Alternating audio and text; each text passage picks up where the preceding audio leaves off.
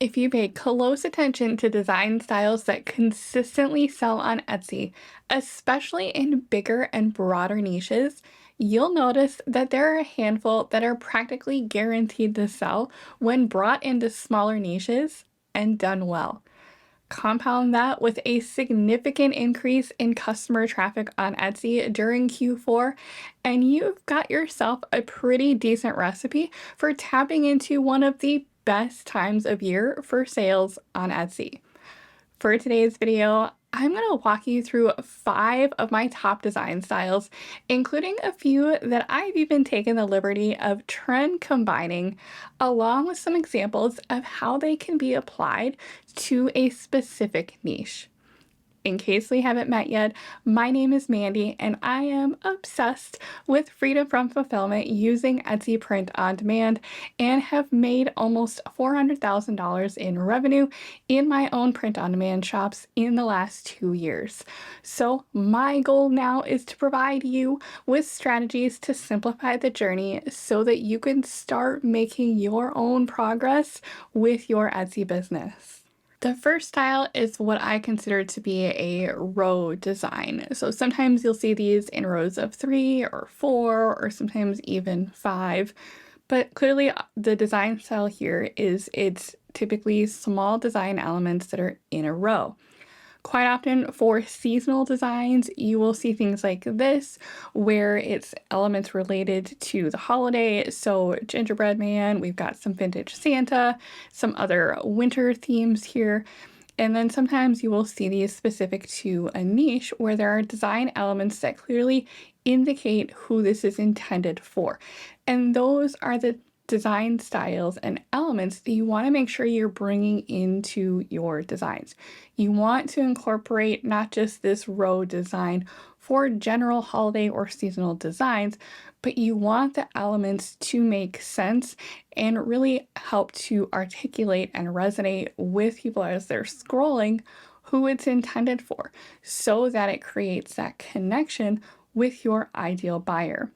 So if we were to look at an example for this, if we went with a dog mom niche, this one I use specifically dachshund elements. So the ideal buyer in this case would be for dachshund moms.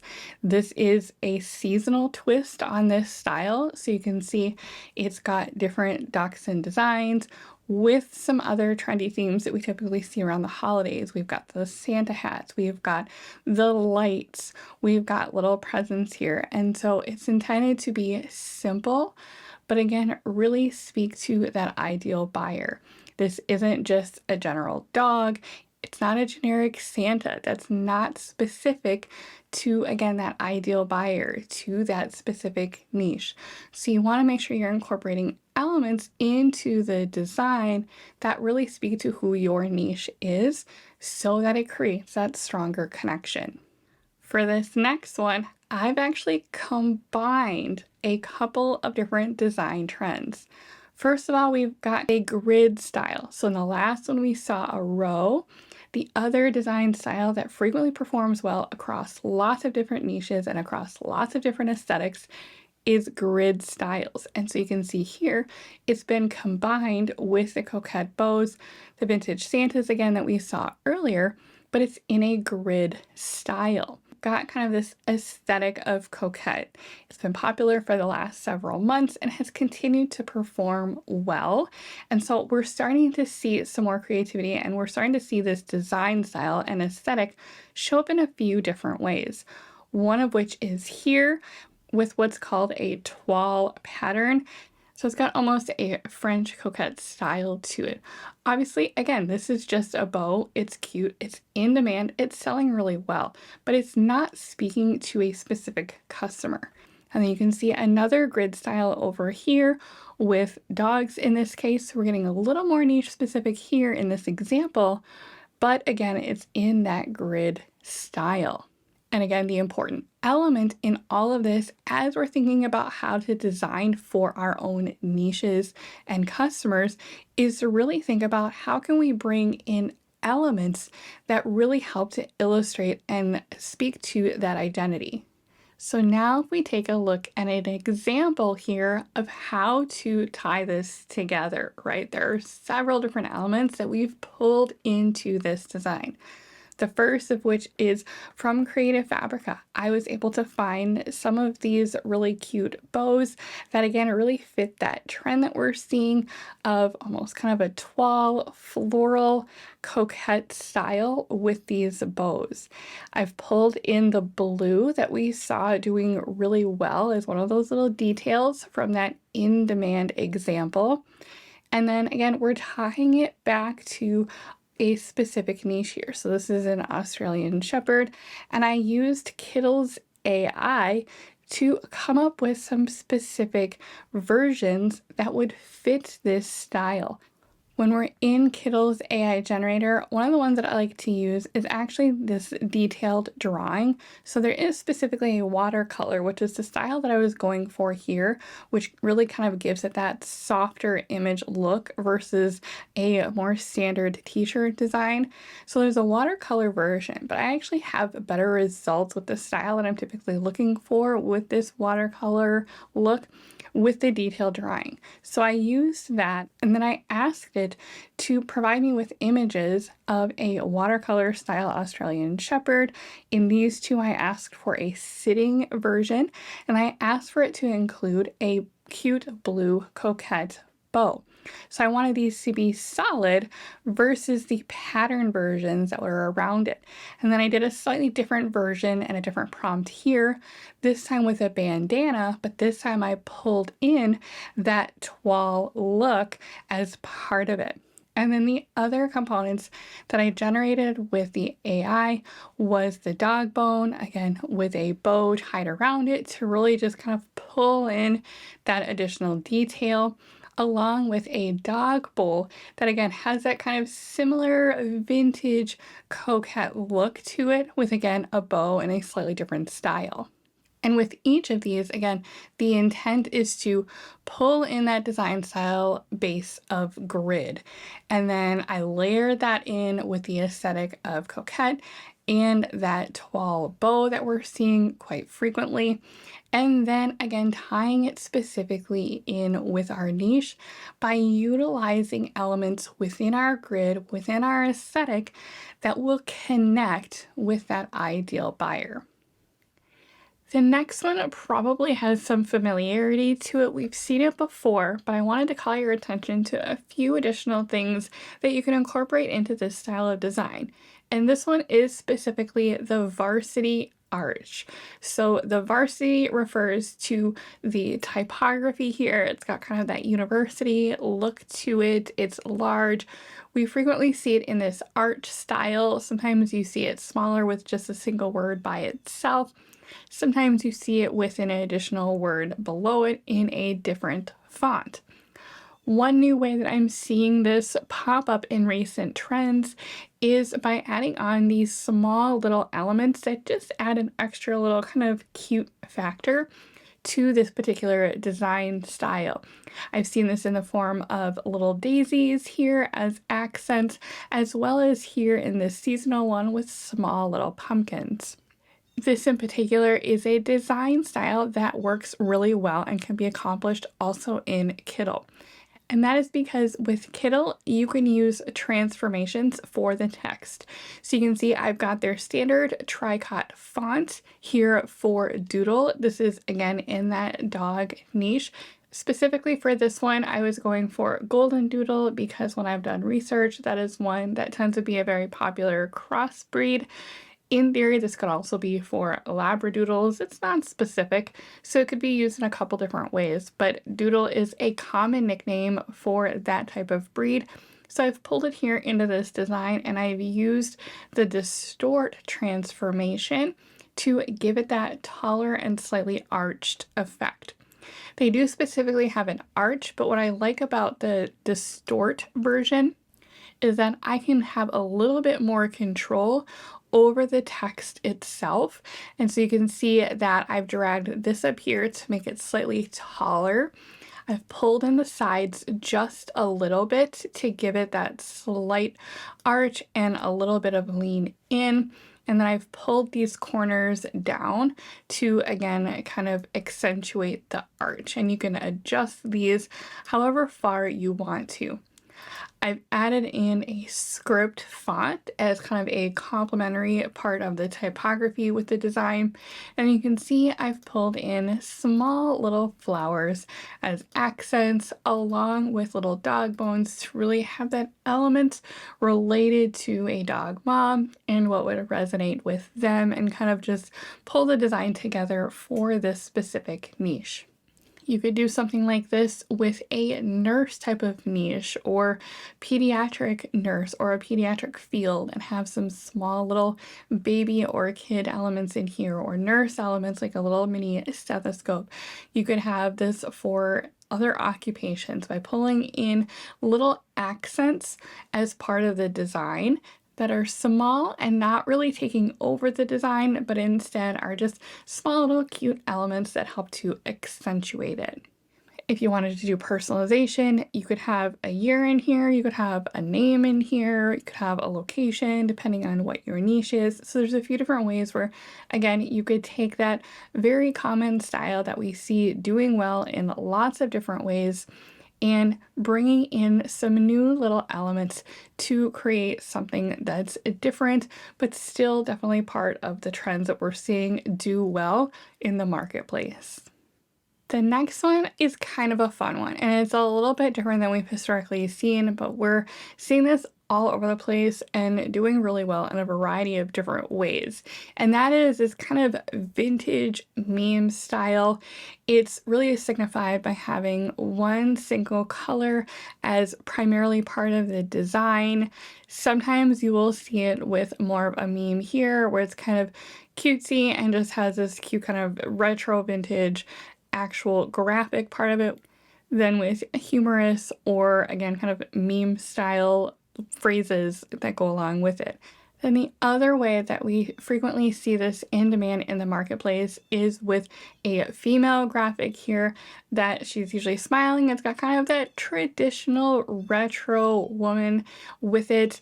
Sometimes there's something ironic, like she's holding a knife and the phrase is completely unhinged. But there's been quite a few different ways that I've seen this in the marketplace, and these are two of them. And because we're using Kittl and we can take advantage of Kittl's AI, I've had really good luck with recreating designs in this particular style. So if we take a look at this example, again, keeping it kind of in that dog mom theme, tying it to a specific niche. In this one, I did one specifically for the Chihuahua dog mom. So it's, again, kind of that sub niche in there, not the really broad dog mom, but something specific connected to someone who is an owner of a Chihuahua. And so I use kind of that style with bringing in humor and a meme. So I've got 99 problems, and in this one, and my Chihuahua solves most of them, right? So it's got kind of that humor element. And then this design in the center, I created with Kittl's AI image generator. And for this particular one, I like to use the vector styles so that it creates the design entirely in one color, and I can change the color if I want to, because again, as we saw, one of those little design elements that is part of this trend is it's typically a single color, maybe two, but more often than not, I see it with just a single color. And so I like to use the vector style vintage drawing because you get a little bit more detail, and it's just got kind of that 60s, 70s drawing that you can really capture with it. The prompt I use for this style, it typically starts with something along the lines of vintage, traditional housewife, and then I add something to describe what I want the image, or in this case, person, to be doing or holding. So in this case, I said cuddling a chihuahua.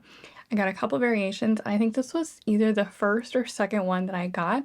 So just using a simple prompt like that, I still got really good results without really needing to go into really extraordinary detail. I've also had good results with this style describing a retro pinup woman as well to get that kind of similar vintage look that again we kind of are seeing in this particular style. And again, using humor here, particularly with this design style, humor in general does well. And again, I always say, connect it back to your ideal buyer. General humor, if you really nail it, can do well, but honestly, it's a lot harder to break into something very broad and general, like humor or motivation or positive phrases.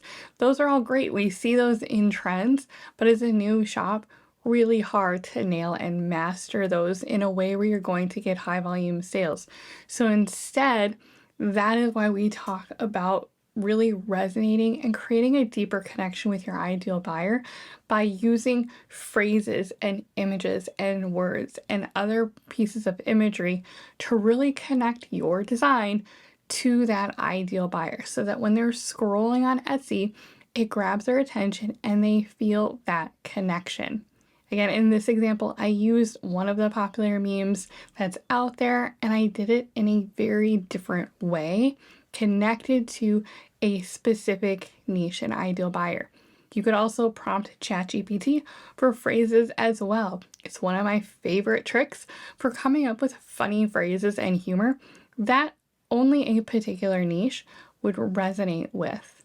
As I was working here in Kittle, I actually started with a template on this one. If you've seen one of my previous videos for a bachelorette niche, I started with something similar.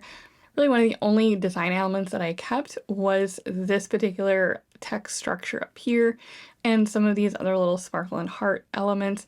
And that is because the transformation was already part of these. So if we take a look at this one, you can see there's another text transformation that was in place here, again with the distort. And if you ever need to adjust it, I did some minor adjustment for this to get it to fit this corner here.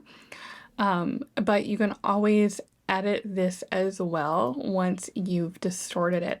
And so it's a nice way to get text and really give the design and the text some movement as well. And then finally, we'll do another trend combining option here. And the two design styles that perform really well in this particular case, one is the wavy text that we see here. We've seen this done in a variety of different ways, consistently doing well in the marketplace, and new designs popping up in this style all the time that are still selling. So that tells me that there's still demand and that this is not a design trend that has died off just yet. And so having that element, having that kind of wavy retro font is part of the characteristic of this that does well.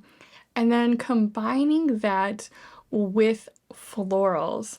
Florals, if you've ever scrolled through just any broad search on Etsy, whether it's gifts for mom or women's shirts or trendy sweatshirts, I will guarantee that you will find at least one, if not multiple listings that have some sort of florals incorporated into the design. So a great way to leverage both of these design styles and trend combine is to pull those elements into one design that, again, remember, connects to a specific niche. And so in this example, rounding it out with one final dog mom design, this one I went back to that Australian Shepherd.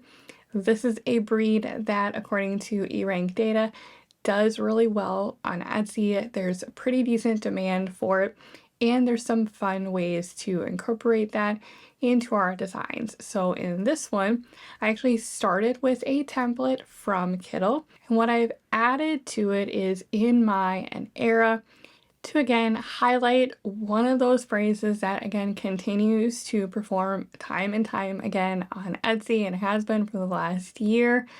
And then I actually had a different template from Kittle where it had these florals.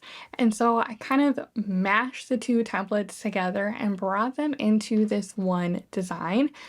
that gave it some color. It gave it those floral elements. You can see some of them I have layered behind the text and some I have as accents that are in front of it. So I've tried to, again, add some different arrangements in there. I've got the little outline of the dog paw in there. And so this is something that could work really well on the back of a sweatshirt, could work on the front of a t-shirt, could even work on something like a tote bag or a mug. So there's really some versatility with using this type of design style. You could even incorporate different colors in the font, but I really wanted the florals to be those elements that popped from the design. So I intentionally left the text colors as single white with the border that is in here as part of the design. And all of this can be controlled and changed in the text shading as well as the border. You could change the color on that if you wanted to. So there's really different ways where you can play around with your design and really add some intrigue and details in the design itself while still having it be a reflection of the trends and yet bringing in some new elements and having it look as something different that again is going to connect specifically with our ideal buyer. This could be combined with a pocket design. It could be combined with a sleeve design if it's on a sweatshirt, especially as we go into cooler weather, getting into Q4 and thinking about gifts for people with, again, dogs or teachers or professions or milestones coming up. Again, think of those niches that are going to create a connection with a specific customer. And that is how you can then take these design styles that are performing well in the marketplace and bring them into and translate that into something that will connect and resonate with your ideal customer.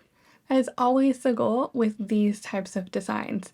The goal is not to see a design style performing well on Etsy and simply copy it or recreate it and just change a couple of colors, but still have it be something super generic.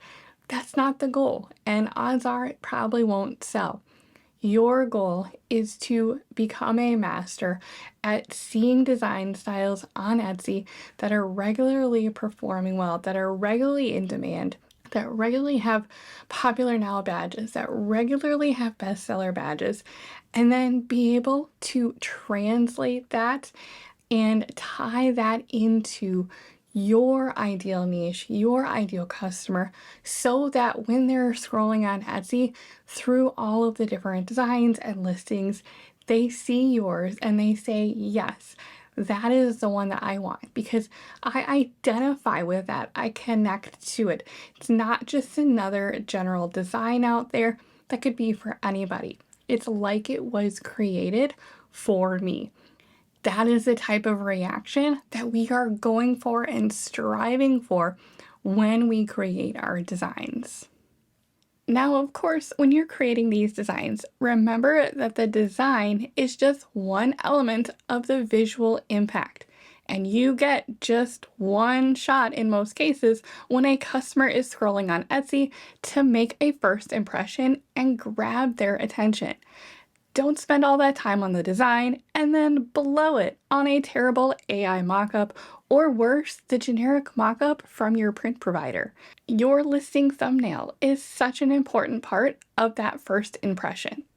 If you sell home decor like pillows, blankets, or bathroom accessories, Placeit has a pretty decent selection for mockups. For apparel though, I personally prefer to get all of mine from other Etsy sellers. Mocks by Little Feather happens to be one of my personal favorites.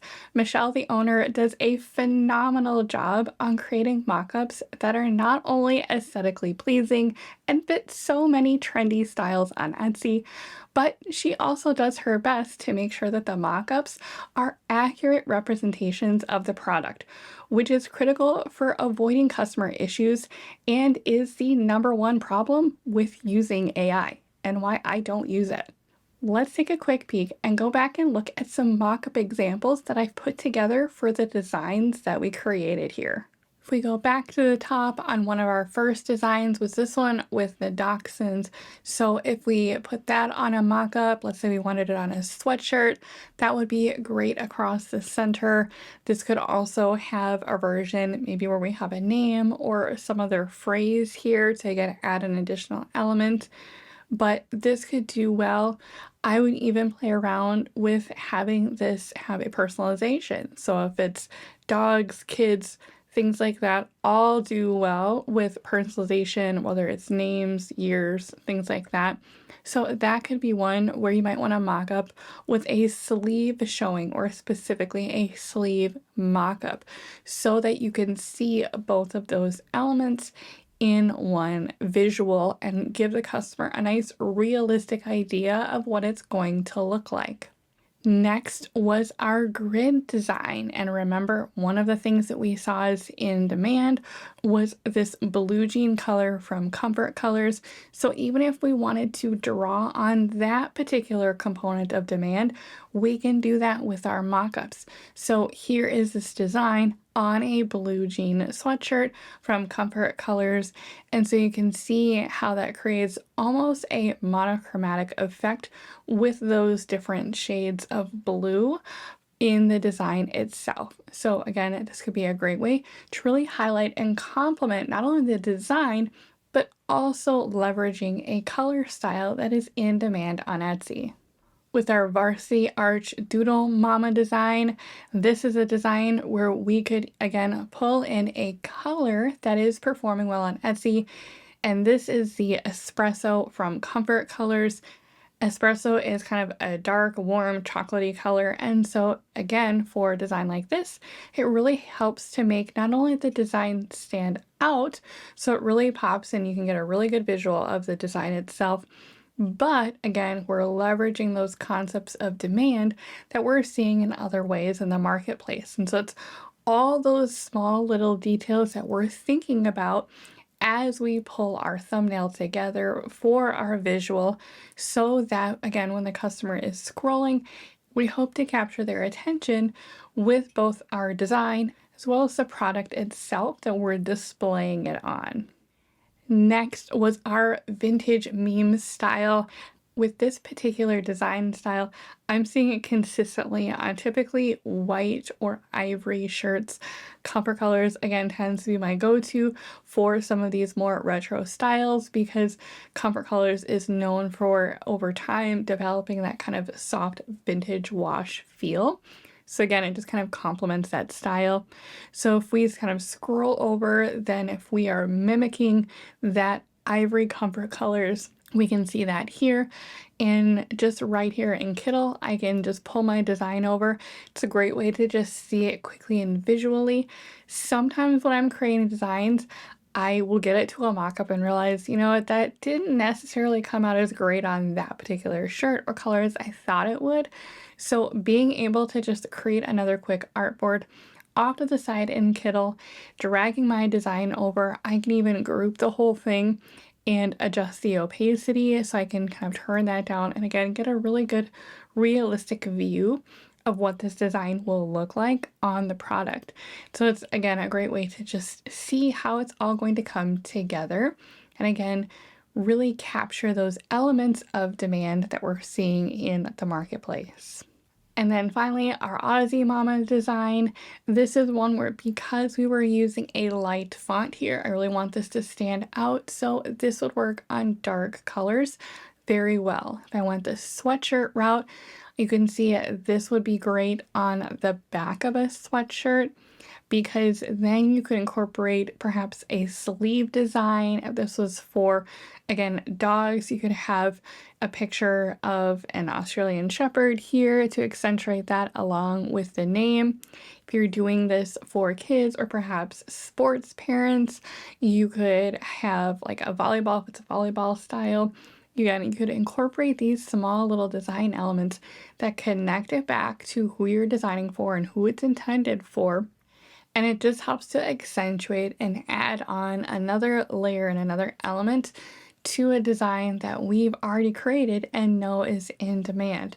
You could have this as two different listings even. You could have this one on the back of the sweatshirt with a sleeve design, and you could also test it on a comfort colors with it perhaps on the back of the shirt.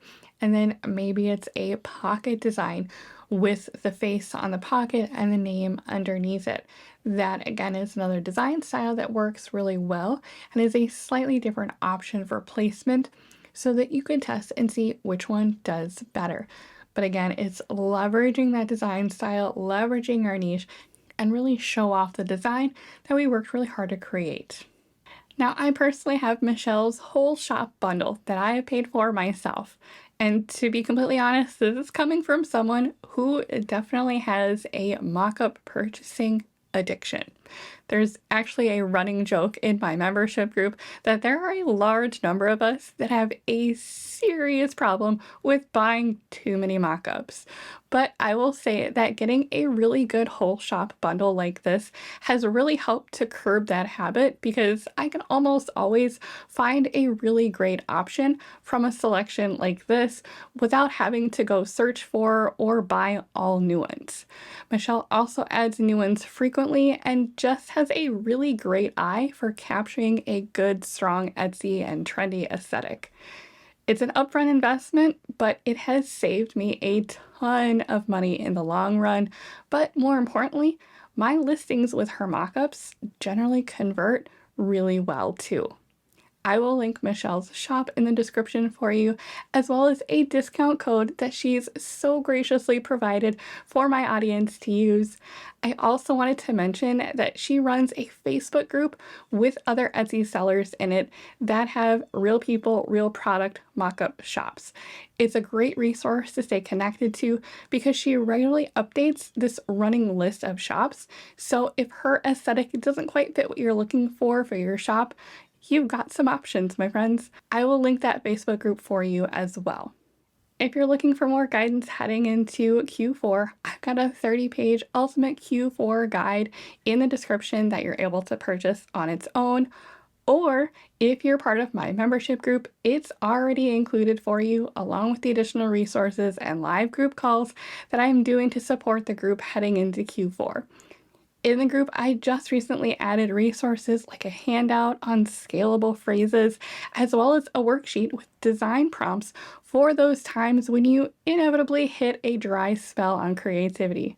Again, all of this and more are included as part of my membership, and I will link those details for you as well. In the meantime, make sure you're subscribed here so that you don't miss out on any of my upcoming Q4 videos. Stay focused, my friends, keep taking action, and never stop pursuing excellence in your business. Thanks for watching. I'm so glad you're here, and I'll see you in the next one.